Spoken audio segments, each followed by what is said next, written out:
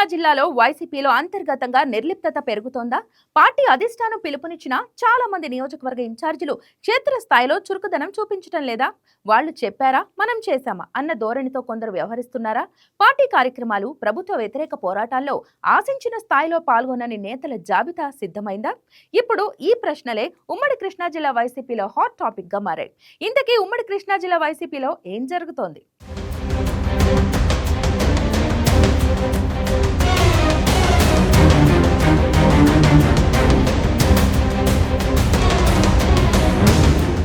2024 assembly ఎన్నికల్లో ఉమ్మడి కృష్ణా జిల్లాలో వైసీపీకి ఎదురైన పరాజయం పార్టీని తీవ్రంగా కుదిపేసింది. జిల్లాలో మొత్తం 16 అసెంబ్లీ నియోజకవర్గాలు ఉండగా ఒక్క స్థానంలో కూడా వైసీపీ విజయం సాధించలేకపోయింది. కూటమి పార్టీలు 100% సీట్లు గెలుచుకొని జిల్లాలో పూర్తిస్థాయి ఆధిపత్యం ప్రదర్శించగా వైసీపీ మాత్రం 0తో సరిపెట్టుకోవాల్సి వచ్చింది. ఈ ఫలితాలు పార్టీ కేడర్లో తీవ్ర నిరాశను మిగిల్చినా అధిష్టానం మాత్రం త్వరగానే పునర్వ్యవస్థీకరణ దిశగా అడుగులు వేయటం ప్రారంభించింది. ఎన్నికల ఓటమి తర్వాత 2 ఏళ్లుగా ప్రభుత్వ విధానాలపై తీవ్ర విమర్శలు చేస్తూ ప్రజా సమస్యలపై పెద్ద ఎత్తున పోరాట కార్యక్రమాలకు వైసీపీ అధిష్టానం పిలుపునిస్తోంది. ముఖ్యంగా స్థానిక ఎమ్మెల్యేల పనితీరు, ప్రభుత్వ అక్రమాలు, ప్రజా సమస్యలపై క్షేత్రస్థాయిలో పోరాటం చేయాలని పార్టీ నేతలకు స్పష్టమైన దిశానిర్దేశం ఇచ్చింది. అయితే ఉమ్మడి కృష్ణా జిల్లాలోని చాలా మంది నియోజకవర్గ సమన్వయకర్తలు ఈ విషయంలో పెద్దగా చురుకుదనం చూపడం లేదన్న అభిప్రాయం పార్టీలో బలపడుతోంది.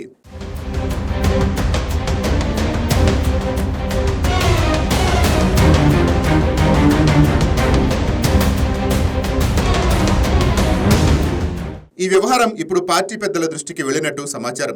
వివిధ నియోజకవర్గాల్లోని ఇన్ఛార్జీలు, స్థానిక నేతల పనితీరుపై ఫీడ్బ్యాక్ రిపోర్టులు సేకరించేందుకు అధిష్టానం ప్రత్యేకంగా దృష్టి సారించినట్టు తెలుస్తోంది. స్థానిక అబ్జర్వర్లు, జిల్లా నాయకుల నుంచి సమగ్ర నివేదికలు తెప్పించుకుంటూ ఎవరు యాక్టివ్గా ఉన్నారు, ఎవరు సైలెంట్ మోడ్లో ఉన్నారు అనే అంశంపై సమీక్ష జరుగుతోందని పార్టీ వర్గాలు చెబుతున్నాయి. ప్రత్యేకంగా అధికార పార్టీ ఎమ్మెల్యేలపై ఆరోపణలు వస్తున్నప్పటికీ వాటిని రాజకీయంగా ఉపయోగించుకోవడంలో చాలా మంది వైసీపీ నేతలు విఫలం అవుతున్నారన్నది అధిష్టాన అభిప్రాయం.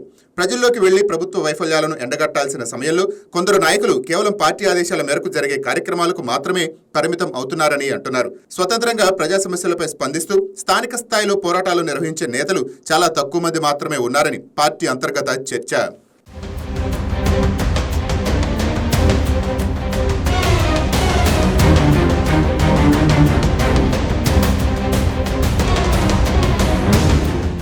మచిలీపట్నం రాజకీయాలు ప్రస్తుతం జిల్లాలో అత్యంత హాట్ టాపిక్ గా మారాయి. ఇక్కడ మంత్రి కొల్లు రవీంద్ర, మాజీ మంత్రి పేర్ని నాని వర్గాల మధ్య నిత్యం రాజకీయ వేడి కొనసాగుతోంది. నువ్వా నేనా అన్నట్టుగా ఇరు వర్గాలు వ్యవహరిస్తున్నాయి. ముఖ్యంగా మంత్రి కొల్లు రవీంద్రపై పేర్ని నాని తరచూ విమర్శలు గుప్పిస్తున్నారు. ప్రభుత్వ విధానాల వల్ల ప్రజలకు ఇబ్బందులు కలిగితే వాటిపై క్షేత్రస్థాయికి వెళ్లి నేరుగా ఆందోళన కార్యక్రమాలు చేపడుతున్నారు. పామరులో కూడా మాజీ ఎమ్మెల్యే కైలే అనిల్ చురుకైన రాజకీయ ధోరణిని ప్రదర్శిస్తున్నారు. ఇసుక, మట్టి దోపిడీ, పేకాట, చెరువుల తవ్వకాలు వంటి అంశాలపై ఆయన నిరంతరం ప్రభుత్వంపై విమర్శలు చేస్తున్నారు. కేవలం మీడియా ప్రకటనలకే పరిమితం కాకుండా క్షేత్రస్థాయిలో నిరసన కార్యక్రమాలు చేపడుతూ ప్రజల్లో చర్చనీయాంశంగా మారుతున్నారు. సోషల్ మీడియాలో కూడా స్థానిక ఎమ్మెల్యే పనితీరుపై ఆయన తీవ్ర విమర్శలు చేస్తూ రాజకీయంగా ఒత్తిడి పెంచుతున్నారు.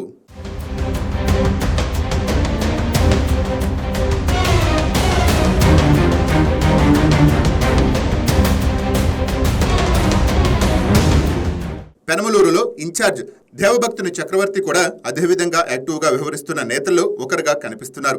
ఎమ్మెల్యే బోడే ప్రసాద్ వ్యవహారాలపై ఆయన తరచూ ఆందోళనలు నిర్వహిస్తూ రాజకీయంగా గట్టి ప్రతిపక్షంగా నిలుస్తున్నారు.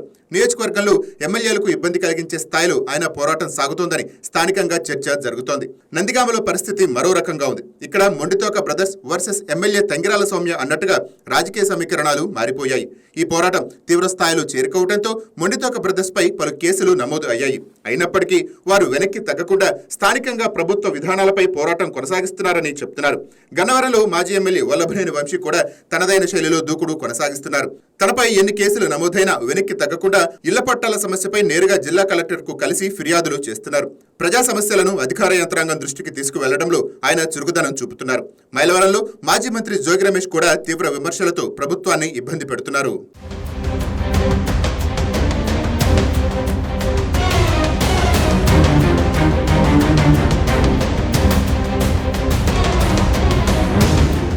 ఈ కొద్దిమంది నేతలను మినహాయిస్తే మిగతా చాలా మంది నాయకులు మాత్రం పార్టీ ఆశించిన స్థాయిలో పనిచేయడం లేదని వైసీపీ అధిష్టానం గుర్తించినట్టు తెలుస్తోంది.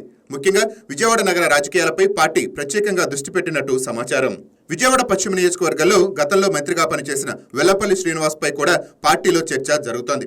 అధికారం కోల్పోయిన తర్వాత ఆయన పార్టీ ఆదేశించిన కార్యక్రమాల్లో మాత్రమే కనిపిస్తున్నారని, స్వతంత్రంగా ప్రజా సమస్యలపై పెద్దగా ఉద్యమాలు చేపట్టడం లేదని స్థానిక నాయకులే అంటున్నారు. గతంలో అధికారంలో ఉన్నప్పుడు చూపిన దూకుడు ఇప్పుడు కనిపించడం లేదన్న విమర్శలు వినిపిస్తున్నాయి. విజయవాడ సెంట్రల్ నియోజకవర్గంలో మాజీ ఎమ్మెల్యే మల్లాది విష్ణు పరిస్థితి కూడా దాదాపు అలానే ఉందని పార్టీ వర్గాలు చెప్తున్నాయి. స్థానిక సమస్యలపై పెద్దగా స్పందించకుండా సైలెంట్ గా ఉంటున్నారన్న అభిప్రాయమూ ఉంది. ఆయన ఎమ్మెల్యేగా ఉన్న సమయంలో కూడా ప్రతిపక్ష నేత బోండా ఉమ పెద్దగా విమర్శలు చేయలేదని, ఇప్పుడు కూడా అదే శైలి కొనసాగుతోందని స్థానికులు గుర్తు చేస్తున్నారు. విజయవాడ తూర్పు నియోజకవర్గంలో దేవినేని అవినాష్ పరిస్థితి కొంత భిన్నంగా కనిపిస్తోంది. ఎన్నికల సమయంలో గద్దె రామ్మోహన్ పై తీవ్ర విమర్శలు చేసిన ఆయన ఇప్పుడు జిల్లా అధ్యక్షుడిగా బాధ్యతలు చేపట్టిన తర్వాత నియోజకవర్గం కంటే జిల్లా స్థాయి వ్యవహారాలపైనే ఎక్కువగా ఫోకస్ పెడుతున్నారు. దీంతో స్థానికంగా ఆయన రాజకీయ చురుకుదనం తగ్గిందన్న అభిప్రాయం వ్యక్తం అవుతోంది.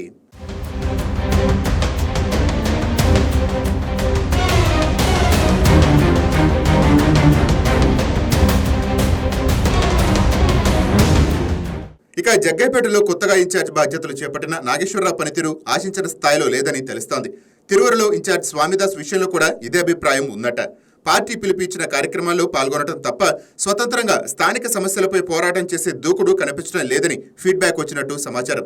ఈ పరిస్థితులన్నిటినీ సమీక్షించిన పార్టీ అధిష్టానం ఇప్పుడు సైలెంట్ గా ఉన్న నాయకులను యాక్టివ్ చేయడానికి ప్రత్యేక చర్యలకు సిద్ధమవుతున్నట్టు తెలుస్తోంది. అవసరమైతే కొన్ని నియోజకవర్గాల్లో ఇన్ఛార్జీల మార్పులు కూడా ఉండవచ్చునన్న చర్చ పార్టీలో ప్రారంభమైంది.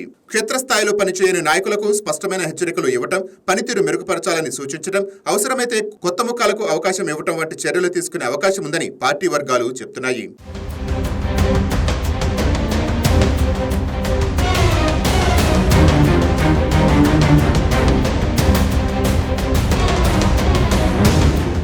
ఉమ్మడి కృష్ణా జిల్లా వైసీపీలో ప్రస్తుతం జరుగుతున్న పరిణామాలు చూస్తే ఒక విషయం స్పష్టంగా కనిపిస్తోంది.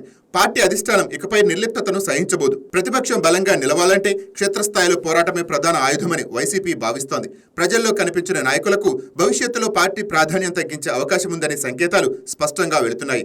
జిల్లాలో పూర్తిగా ఖాళీ అయిన రాజకీయ స్థలాన్ని తిరిగి ఆక్రమించాలంటే నాయకులు వ్యక్తిగతంగా ముందుకు రావాల్సిందేనని అధిష్టానం భావిస్తోంది. ఎన్నికల్లో ఎదురైన పరాజయం నుంచి పాఠాలు నేర్చుకుని ఇప్పుడు పోరాట రాజకీయాల ద్వారా మళ్లీ పుంజుకోవాలని వైసీపీ ప్రయత్నిస్తోంది. ఈ క్రమంలో ఉమ్మడి కృష్ణా జిల్లా నేతల పనితీరు రాబోయే రోజుల్లో మరింత కీలకంగా మారనుంది. మరి సైలెంట్ మోడ్లో ఉన్న నాయకులు యాక్టివ్ అవుతారా, లేక కొత్త మార్పులు తప్పవా అన్నది ఇప్పుడు జిల్లాలో ఆసక్తికర రాజకీయ చర్చగా మారింది.